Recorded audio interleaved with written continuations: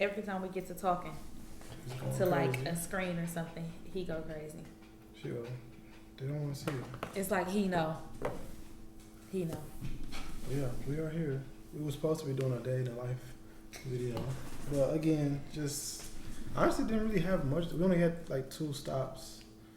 The day just kind of went. And I be taking naps in the car. Yeah. So So it really wasn't much to do. I didn't want to. We didn't want to shoot like no blank like content. So we're gonna try again tomorrow. yeah, because we got other stuff to do We tomorrow. plan some stuff. And we're gonna work remote Yeah. tomorrow. So To make it a little bit easier for us, because we really just be working from the house for the most part. So yeah. that is that. But getting into today's video, it's like a little story time to start, and then we actually got a topic, a business topic, we're gonna touch on too. Yes. So what happened this morning? Square. Square. We almost lost $1,000 from an order because Square was gonna hold it until January. Literally. It's October like 18th, 19th. Yeah. It's October 19th. They were gonna hold the funds until January. For no reason. Literally, like. We had just switched over to them. Like, this was our first time, like, invoicing somebody and letting them pay with Square. And they paid and everything. I come out the room and I'm telling, I had just did my hair. So I'm like, cute or no? I'm like, we got and he a major said, problem. we have a major problem. I'm like, but my hair. Man, I'm like everything went through smooth. We like I set it up maybe I don't know, maybe like 3 weeks ago to a month. Just haven't used it. We've been using PayPal stuff. That's what we prefer. But we switched it over. They got a Capital, so we want to use them. Get some of the Capital stuff like that. And literally, order went through. 30 minutes later, they said funds is on hold. Luckily, we was able to refund our customer. We're gonna be able to invoice him via our old way, so that worked out. Not only did they say that the funds was gonna be on hold, but they canceled our whole Square account. Like, closed out the whole account. No nothing. No appealing it. No you can't like contact. They gave you like a little customer number, but nothing. They just tell you to reference your email. Yeah, and the option they gave us was to refund them. So we obviously refunded them because if we don't get the money, we can't do the order because that just leaves too much room for error. Like, the customer could dispute it between now and January, like just little stuff. So it's like obviously, we got turnaround times. That's turnaround time is like not even feasible, right? Not even remotely feasible, right? So we like, nah, that wasn't gonna work. But it worked out. Luckily, we got a contact at Squares. They gave us a little more information, but still wasn't able to get no work with that even. So it just is what it is. We won't be using them moving forward. And will not recommend Square. No. To anybody. They didn't even act like. This is the second time. They held the funds and then just closed the account. Yeah. And then it wasn't even on like holding the funds for 7 to 14 business days. Yeah. Y'all holding it for months. And then my thing is like, obviously, stuff happens, they want to verify, make sure you're all legit. But they just automatically just delete everything. And then it's no point of contact. And not like PayPal where you can contact them, email, whatever verification you need. Yeah. We got all that stuff. You can respond back to everything like, no, it was nothing. Everything is legit. Like, it was for our screen printing company. So, there's no need for compliance issues, nothing like that. So, yeah, it was weird. Won't be doing it again. So, not at all. There is that. I definitely want to find some Square seller because it's a lot of Square seller. Like, people love Square. Yeah. But they don't love us. We haven't had good experiences with Square at all, so I don't recommend them. Yeah. I don't use them. Obviously, we won't be using them moving forward. No. We just gonna stick with our PayPal and Shopify. Shopify, because that's what's been loyal to us the last 2 years.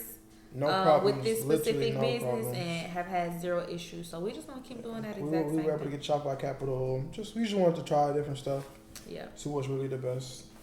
We got some future plans too, so we're trying to see. That are on the horizon. But yeah, that is that. Moving on to the main topic though of this video is actually came from Instagram posts, but also too one of the errands today was meeting up with a friend of ours. They do the same thing that we do. Yeah. So the same screen printing, embroidery services and stuff. They have the exact same business structure. Um, and so really we were just talking about like working with other businesses in our field and how that works. Like, is it competition? Is it like, for us personally, we like it. Yeah, we prefer it, honestly. Because, like, for instance, if we have an influx of orders, we know we have a trusted and reputable place that we can have assist us. The same thing with them. If they have an influx in orders or there's something that they need help with or like questions that they have, yeah, we can do it. So we kind of just work together. So it's not like competition, especially because our audiences are different. Honestly, I just feel like it's no competition because obviously everybody got something different to offer. Yeah. You can offer the same services, but nobody has the same intellectual properties as you. So. Yeah. So it's gonna come what you may ask us. It may come somebody else could have the exact same everything, but coming from them is gonna be a little bit different.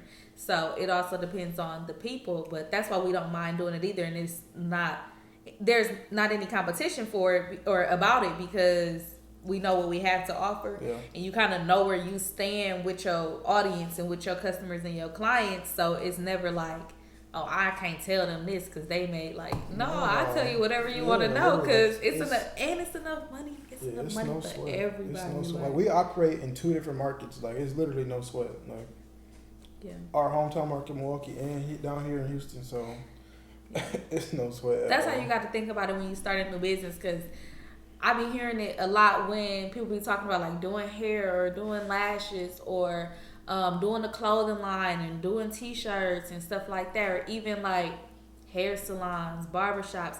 It's always, oh, it's oversaturated. That market is saturated. Like, no, it's not. You just scared because you don't know your abilities. Mm-hmm. Like, if you tapped into yourself and what you gotta offer, what you have to offer, it should matter that you may feel like the market is oversaturated because can't nobody do it like you gonna do it. Literally. I think we learned that the most just by moving because it's like strips and streets of literally the same businesses, like screen printing places. That's been in business for 15, like, 20 years. There's a street down here where I promise you it's like 15 screen printers on the same street.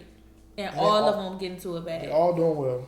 And if it's something that either they can't do with the time frame or they just don't offer that specific service, they'll tell you like, oh, go to this place down the street, I know they do it. Or go to this place, I know they do it. Like, no problem. Like, tell them I sent you. So that definitely was like one of the open my eyes just being down here because where we're from, not a lot of that happens. Everybody want to keep everything to themselves. They gatekeep. Yeah. They gatekeep heavy. Super heavy. And I always wanted to make it my effort to not gatekeep. Like, the information may come with a fee attached to it. Yeah. But I'll tell you everything I know. Because you can't do it like me. Yeah. And I can't do it like you. So everybody got their own twist. It's like I like always try to make it my effort to not gatekeep any information. If anything that I learn, or anything that I know, I'm willing to teach it or to tell it or to give the resource out on where I learned that because it's never, one, it's enough money, 2, you not me and I'm not you. So I think a lot of businesses we just afraid to kind of like almost like lose customers / money. Yeah. When really like you might lose some initial money, but I mean long term it's always be a customer of some sort. They might need something else from you that they might not offer. Right. And that's a big mindset thing too, like, because I feel like a lot of people start businesses, but they don't think about like the mindset piece of it. Yeah. Because if you have like a fixed mindset, you're always thinking about ways that's gonna keep you fixed in your place. You're not like, you don't have a growth mindset to think about ways that you can scale and grow and do things bigger. So that's where that the market is oversaturated stuff comes from. Like, no. Yeah, I feel like that's just like psyching yourself out. Like, yeah, like you tricking yourself out your own spot. Like, just look at the world. There's multiple phone companies. There's multiple gas stations. Like multiple clothing brands, but each brand got a story.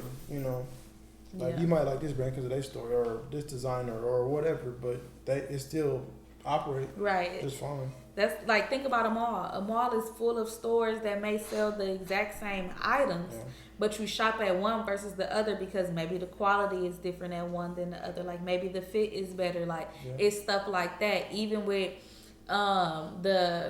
example that I used before was like juice. I like juice.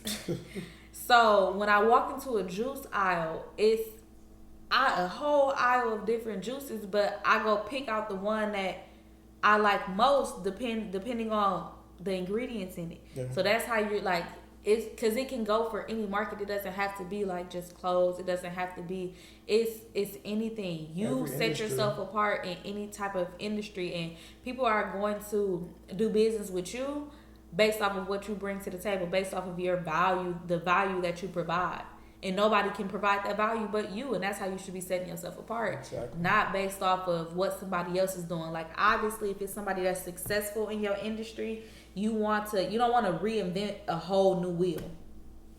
But you want to look at like what was successful, and then you want to create your own uniqueness and bring that addition to the table. Like it's this book.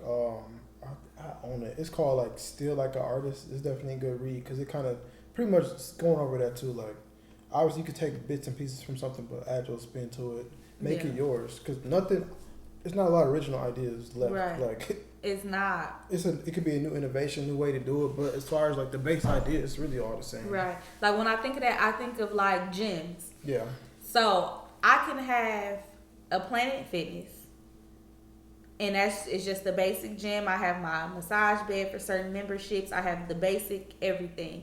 Or I can have something like a LA Fitness, or and I'm like, or a Lifetime Fitness, and I'm like, if we're talking about LA Fitness, it's like, okay, let me throw in a sauna, let me throw in a jacuzzi, let me throw in a pool, let me add these additions onto the basic gym. So I'm gonna take what they had, but I'm gonna add my spin to it to make it better, to make it mine, to make it unique. And then you go into stuff like Lifetime Fitnesses where they got masseuse and they got freaking the whole cafeteria and they got the childcare. Like, so it's everything and it's just more luxurious. So if you think about like a Lifetime Fitness and you go back and you look at something like a YMCA, they have the same concepts, but one is more luxurious than the other. Each got a separate niche. And that's the key. That's the key. Like you can look at a base, but then you need to, like, that's what I mean when I say like don't reinvent the wheel. Like I ain't saying take somebody else's whole framework, but you need to understand what's successful in your industry and be like, okay, this is proven to work. Like this is proven success. Now let me make it mine. Like let me make myself unique. Let me stand out. Let me be that juice in the aisle that people like. Let me get that. I don't know.